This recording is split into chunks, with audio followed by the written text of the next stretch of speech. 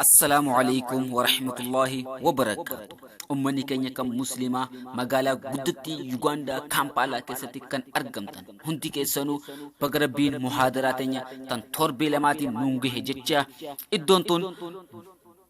bakka iimaan keenya charge irraa guutan waan ta'eef namuu bakka jiru ganda jiru warra haaraa amma seenu hunda itti himtanii akka nuuf as fiddan kabajaan isin hubachiifna. Qopheessitoonni sagantaa keenya kan akka ulamaa keenya kan gorsi isaa akkaan qalbii nama seenu kan jechi isaa akka dammaa mi'aawu Sheekh Abu Mujahid yookiin Sheekh Abdullah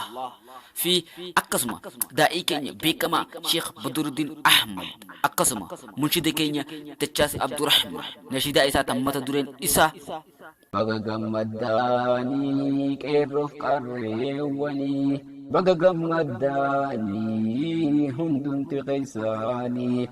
yaa Sheekh Abu Mujahid yaa nu barsiisuuf ni tolteniyaa har'a jiruu gaarii